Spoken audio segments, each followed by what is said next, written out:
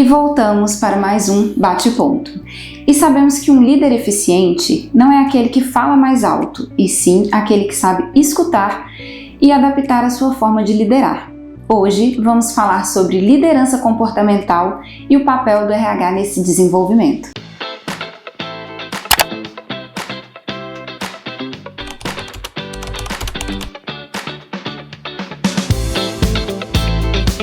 Ícaro, conta pra gente qual é o papel do autoconhecimento e desenvolvimento de líderes. Olha, gostei muito dessa pergunta porque até pouco tempo atrás, eu estou nesse mercado de desenvolvimento humano e treinamentos corporativos já tem mais de 10 anos. E falar de autoconhecimento era ainda um pouco... será que isso é corporativo? Quase um tabu ali. Será que esse assunto é corporativo? Estão forçando um pouco? Será que isso não é de ordem pessoal? A empresa tem mesmo que falar, promover eventos que desenvolvam e, de alguma forma, permitam um ambiente para proporcionar autoconhecimento? E eu fui percebendo a evolução, E essa evolução de entendimento do mercado, ela vem com os resultados práticos. Conforme os grandes líderes e até os empresários passaram a frequentar eventos que tinham foco em autoconhecimento ou que tinham o autoconhecimento como um papel importante, e eles perceberam a mudança neles, eles sentiram na pele o quanto proporcionar um ambiente de autoconhecimento, que a gente pode chamar de autorresponsabilidade, de autoconsciência e assim por diante, teve diferença nas suas escolhas e até na sua produtividade. As empresas aos poucos começam a aderir esse papel de também promover ambientes de autoconhecimento e autodesenvolvimento, principalmente para a liderança. Para a liderança entender que a sua equipe não precisa necessariamente ser seu reflexo. Sim, exatamente. A gente ainda tem, quando a gente entra numa empresa, para um processo de diagnóstico de liderança, para um programa de desenvolvimento de liderança, a gente ainda encontra muitos líderes que entendem que a sua equipe tem que ser seu reflexo. E não entendeu o seu papel ainda de facilitador. Principalmente levando em conta que uma equipe com maior diversidade costuma dar mais resultado. Sim. E a gente já tem pesquisas que falam sobre, fazem o paralelo entre uma equipe mais diversa, produtividade, resultado, inovação, E parece que agora, eu digo que o futuro já chegou, mas ele está mal distribuído, Então, para algumas empresas já chegou essa consciência de que sim, meu líder precisa ter autoconhecimento para lidar com o outro, até para ele não lidar com o outro como ele lida consigo mesmo. Sim. Porque a gente já entendeu que esse não é o caminho, E a promoção do autoconhecimento, ela tem se tornado algo primordial para o processo de gestão humanizado, um processo de gestão com foco em resultado, mas que passa por esse humano, que quando ele não está saudável, o prejuízo é muito maior. Legal. Ícaro, e como o DISC e outras metodologias ajudam líderes a entender melhor os seus times? Diretamente, Primeiro que os relatórios, eles são preparados para o processo de gestão, E quanto mais informação, maior a possibilidade desse líder fazer uma gestão mais personalizada, Quando a gente olha, a Freedom Start, ela tem como coração do sistema de gestão esses mapeamentos, Eu posso citar alguns que fazem parte desse processo. E é claro que também não precisa de todas essas informações de uma vez, Assim como o relacionamento ele amadurece, o nível de informação que a gente precisa para lidar com o colaborador, ele também tem demandas específicas, e ele evolui no tempo. Mas a gente fala do DISC como principalmente o modus operandi, como aquela pessoa funciona, através do seu perfil. Entendendo que ela tem os 4 perfis, mas o perfil que rege, né, que é o primeiro perfil dela, vai trazer aquilo que é a melhor forma dela se desenvolver, dela organizar o trabalho, dela se comunicar e assim por diante. Depois a gente pode falar do mapeamento de valores, que ajuda a pessoa a identificar aquilo que é inegociável, né?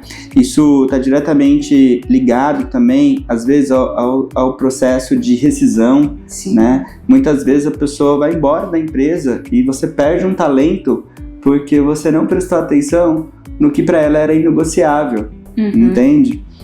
Ou perdeu a oportunidade de motivar essa pessoa trazendo para a mesa, trazendo para a pauta, valorizando aquilo que para ela é mais importante. E quando a gente faz um bom mapeamento de valores, a gente tem clareza sobre isso.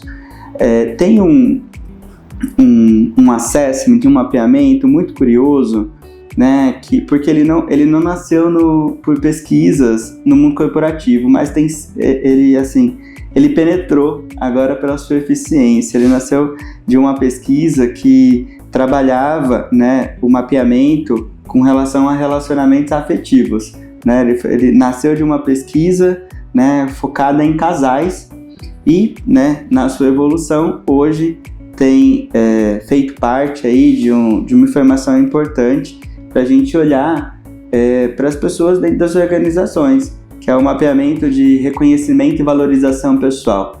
Nasce de uma pesquisa que foi traduzida no Brasil como as 5 linguagens do amor, que vai dizer como que você se sente mais valorizado, né? Qual é o seu gatilho de maior valorização. E temos ainda instrumentos mais clássicos, até para o processo de tomada de gestão, para identificação de potencial liderança, que a gente conhece como âncoras de carreira, né? É um mapeamento bastante interessante, que ele vai falar sobre como você olha para a sua vida profissional, né? Que elementos são importantes para você se sentir bem no trabalho, né? E pode estar conectado a uma política de bem-estar, a uma política de maior flexibilidade e identificação de potencial de liderança, né? E por último, tão importante quanto, principalmente nos tempos que a gente vive, né, a gente pode falar de inteligência positiva. É um grande desafio, né, para todos, imagino, porque a questão, né, da inteligência positiva, a inteligência emocional, é hoje pauta, né, das grandes discussões dentro das organizações. E uma das formas da gente poder orientar o processo de gestão através desse mapeamento é entender quais são os nossos sabotadores, né? Então, ainda nós temos pessoas com grande potencial técnico e travadas emocionalmente e sem permissão para poder ir além, para assumir mais responsabilidades, para poder fazer a gestão de uma equipe ou para implementar um projeto, ainda que ele seja capaz de. Então, olhar para esse conjunto de informações que vem através do DISC e desses outros assessments no processo de gestão é muito valioso. Ah, legal. E quais práticas simples que o RH pode adotar para desenvolver uma liderança mais empática e estratégica? Olha, uma boa pergunta. Vamos lá. Eu, né, como treinador de profissionais que trabalham com RH, e alguns com muita maturidade, eu tenho sugerido uma prática muito simples, né, que é o exercício do exemplo. Né? Então, a gente ainda tem um contexto em que o RH, em algum momento, ele se torna vamos dizer assim, o cobrador do líder, e ele esquece que ele é o suporte, né? E um suporte com responsabilidade de desenvolver aquela liderança.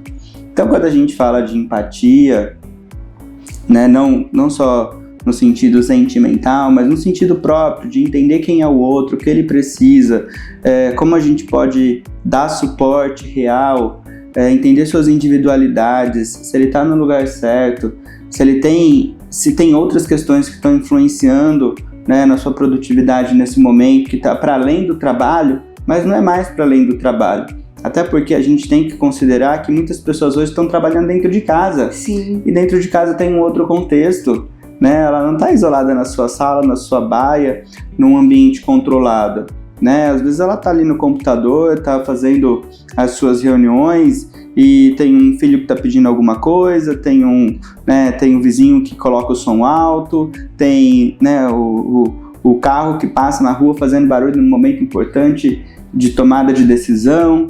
Então, não tem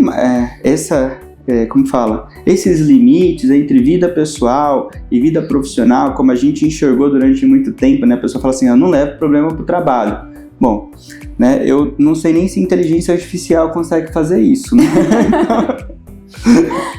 Né? Porque não existe vida profissional e vida pessoal, existe vida, né? E nessa vida a gente, né, tem responsabilidades de cunho mais pessoal, responsabilidades de cunho mais profissionais, mas a gente é a mesma pessoa, é o mesmo Sim. ser que está tomando decisão.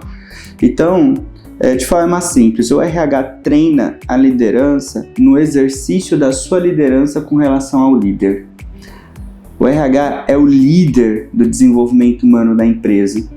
Então não adianta ele cobrar da liderança mais feedback, ou um feedback mais empático, ou orientações mais claras, se ele não está exercendo esse papel junto com o líder. E eu sempre pergunto, quando o RH está reclamando que o líder não dá feedback, a pergunta é simples: quantos treinamentos de feedback você deu para esse líder? Opa, uma pergunta importante, porque esse é um problema que parece que se estende por anos, né? Sim. E todo ano a gente volta para a mesma pauta, né? E parece que não supera essa pauta, mas não supera porque de fato as pessoas não aprendem ou porque a gente não criou um caminho, uma trilha segura para que esse aprendizado fosse absorvido aos poucos, como qualquer aprendizado. E outro, como ele tem exercido esse papel, entende? Quantas reuniões de suporte, comunicações empáticas, como ele tem exercido esse papel para mostrar, porque aí eu estou com os mais antigos, o exemplo arrasta.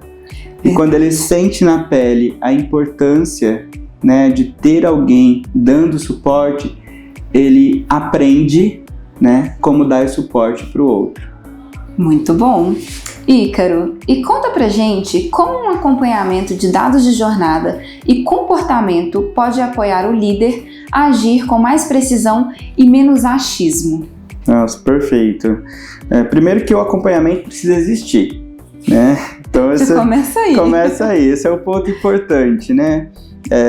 Quando a gente, né, vem para o RH e a gente fala de acompanhamento, muitas vezes, né, tem um termo técnico que a gente utiliza para validar essa jornada, que chama PDI, Plano de Desenvolvimento Individual. É nesse lugar formal, né, que nós geramos o processo de acompanhamento e validação desse acompanhamento, que ele não é um acompanhamento livre, ele é um acompanhamento orientado às responsabilidades daquela pessoa, né? Então, primeiro ponto, acompanhamento, ele precisa existir, né? E os dados? Os dados, eles são essenciais para esse processo, porque o comportamento ele não é estático, graças a Deus, né? Senão não faria sentido. Exato. Né? O RH, ele só faz sentido, né, no sentido de desenvolvedor humano, né, como agente de desenvolvimento humano na empresa, porque a gente tem elasticidade comportamental. Né? E, inclusive, que, né, ainda que a gente utilize ferramentas como o DISC, de mapeamento comportamental, cada vez mais claro e consciente que o perfil ele não é estático, né? Porque o perfil ele é um conjunto de comportamentos estruturados, né? Ou seja, aqueles comportamentos que eu tenho acesso com maior facilidade, entende? E qual que é a nossa missão? Entender se as necessidades daquela vaga, daquela posição que a pessoa está, estão mais compatíveis com os recursos que a pessoa tem mais disponível. Isso que gera performance saudável, entende? Claro que vão ter sempre pontos de desenvolvimento, mas essa é a performance saudável. Então esse mapeamento ele deve ser contínuo primeiro, né? E ele deve ser orientado, né? Alinhado. Cada pessoa na organização deveria saber quais são os comportamentos esperados dela, principalmente para os comportamentos chaves para o seu cargo. Como é a sua autoavaliação com relação a esses comportamentos. E depois qual é o plano de ação. Porque se eu não tenho um plano de ação, eu não tenho uma mudança real. Exato. Entende? Eu quero a gente, né, transfere para uma outra área para ficar mais fácil. Eu quero emagrecer, né?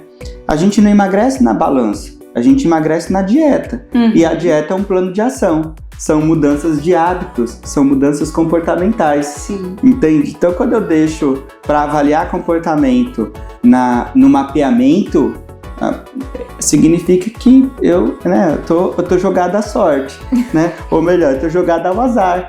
Entende? Exato. A possibilidade de não acontecer é muito maior. Então, olhar para os dados é pensar com qual frequência eu vou fazer essa validação. E buscar, né, criar, para além de um feedback formal, um clima de feedback, né? Porque feedback para mim é uma coisa muito estranha. Ele teve que ser inventado quando as pessoas deixaram de conversar, né?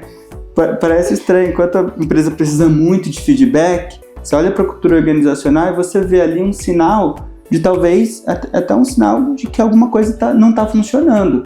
Porque se o homem é um ser social, é natural que eles conversem, que eles se alinhem. Se eu preciso ter um momento para olhar para a pessoa, para dizer o que eu preciso, e esse momento ele tá assim, ele precisa ser extremamente técnico, tem alguma coisa errada. Verdade. Entende? Não tá saudável. Faz né? muito sentido. E aí eu preciso olhar com mais carinho, né, para esse processo de gestão, entender quais são as políticas que eu vou utilizar, a tecnologia que eu vou pedir para dar suporte e qual é a frequência documental, tá? Porque precisa ter documento. O feedback, ele termina com registro. Sim. Entende? Onde a pessoa está, onde ela quer chegar, o que ela vai fazer, né, de diferente, o que ela vai deixar de fazer, né, ou o que ela vai fazer a mais para ela chegar nesse novo resultado. Então, quando a gente não tem esse registro e não está orientado a perguntas que tragam a mudança para a vida real, a gente está brincando de fazer gestão. Perfeito, excelente colocação. E esse foi mais um episódio do Bate Ponto. Para lembrar que a empresa do futuro se constrói agora, com diálogo, tecnologia e boas ideias. Obrigada por nos acompanhar e até a próxima!